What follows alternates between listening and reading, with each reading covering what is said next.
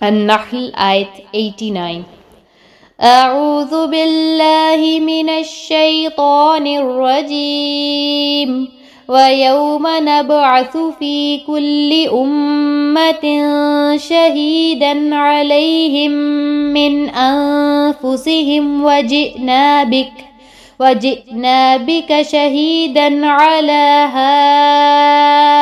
هؤلاء ونزلنا عليك الكتاب تبيانا لكل شيء وهدى ورحمة وبشرى للمسلمين.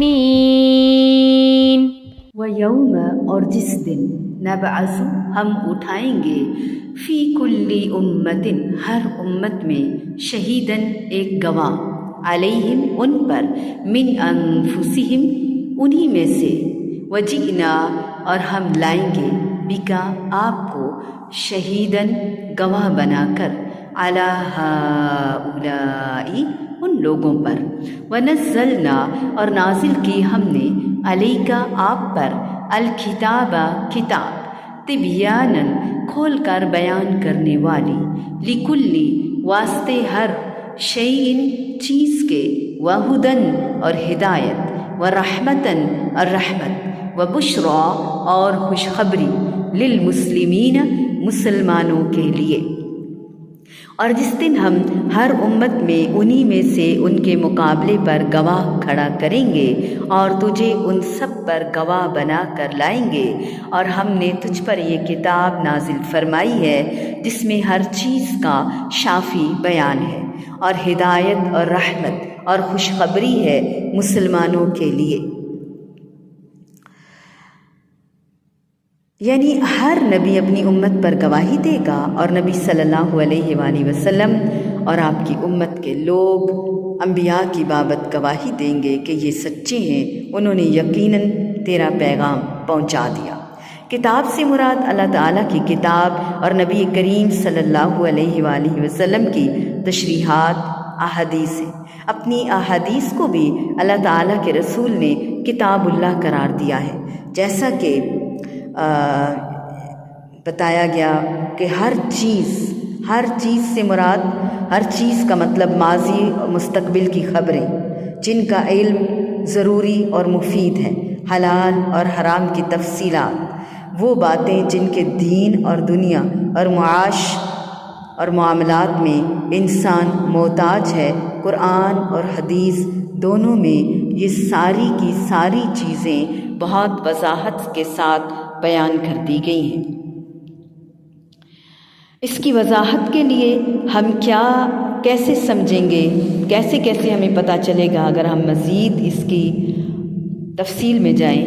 وَيَوْمَ نَبْعَثُ فِي كُلِّ أُمَّةٍ سورۃ البقرہ میں بھی ہم اس کی تفصیل پڑھ چکے ہیں، سورۃ نساء میں بھی پڑھ چکے ہیں. اور مراد کے ان کے جسم کے اعضاء کی بھی شہادت. وَنَزَّلْنَا عَلَيْكَ الْكِتَابَ تِبْيَانًا مبالغے کے ساتھ رب نے فرمایا بیان کیا جائے گا حلال اور حرام، دنیا اور آخرت، ہدایت اور گمراہی، کامیابی اور ناکامی، ان سب کا انحصار. پھر جن احکامات کو قرآن نے مختصراً بیان فرمایا ہے یا ان کا بیان چھوڑ دیا ہے، ان میں رسول اللہ صلی اللہ علیہ وآلہ وسلم کی اطاعت اور اتباع فرض ہے. سنت اور حدیث کی طرف رجوع کرنے کا بھی حکم ملتا ہے. حدیث مبارکہ ہے کہ قرآن کا دعویٰ یہ ہے کہ اس میں ہر چیز کا واضح بیان ہے. عبداللہ بن مسعود رضی اللہ تعالی عنہ نے ایک دفعہ فرمایا، جیسے اس آیت میں ہے نا لِكُلِّ شَيْءٍ، اس کی وضاحت. اللہ تعالیٰ نے ان عورتوں پر لعنت فرمائی جو جلد میں سوئی کے ذریعے سے نیل کے ساتھ نقش و نگار کرتی ہیں، بناؤ سنگار کرتی ہیں، اور جو بنواتی ہیں، اور جو چہرے کے بال اکھڑواتی ہیں، اور جو دانتوں کے درمیان فاصلہ کرواتی ہیں، اللہ تعالیٰ کی پیدا کردہ چیز کو بدلتی ہیں. بنو اسد کی ایک خاتون ام یعقوب نامی، اس کو جب یہ بات پتہ چلی تو وہ آئی اور کہنے لگی مجھے یہ بات پہنچی ہے کہ آپ نے ایسی عورتوں پر لعنت کی ہے. انہوں نے فرمایا میں اس پر کیوں لعنت نہ کروں جس پر اللہ کے رسول لعنت کرتے ہیں، اور جو کہ اللہ کی کتاب میں بھی ہے اس نے کہا میں نے دونوں تختیوں کے درمیان یعنی پورا قرآن پڑھا ہے، اس میں تو تمہاری یہ بات مجھے نہیں ملی۔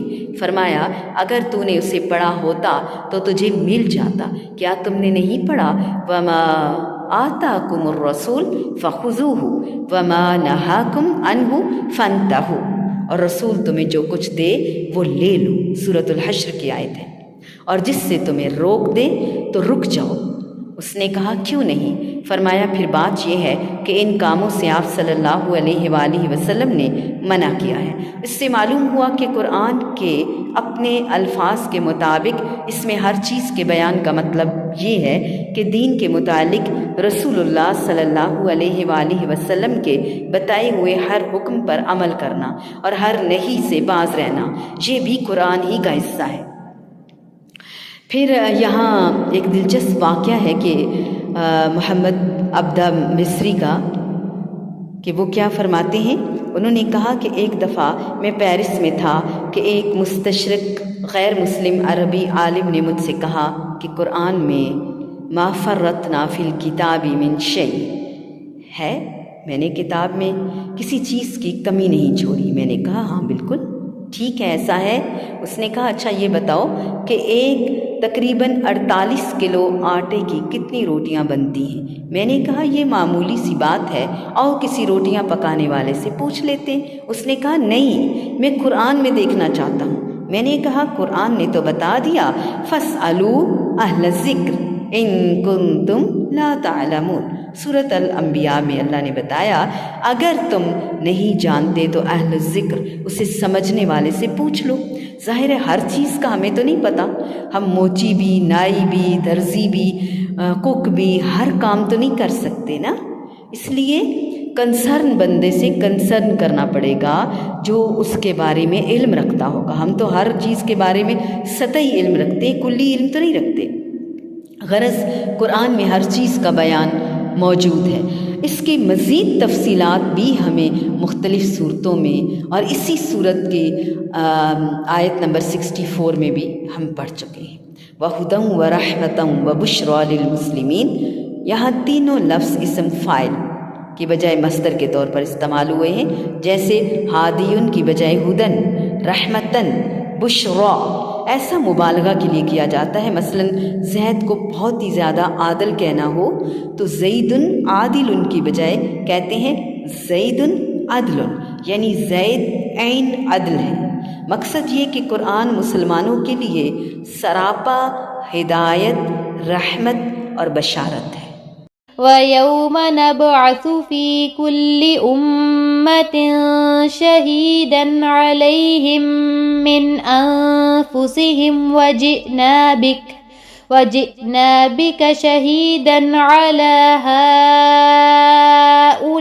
هَؤُلَاءِ وَنَزَّلْنَا عَلَيْكَ الْكِتَابَ تِبْيَانًا لِكُلِّ شَيْءٍ وَهُدًى وَرَحْمَةً وَبُشْرَى لِلْمُسْلِمِينَ۔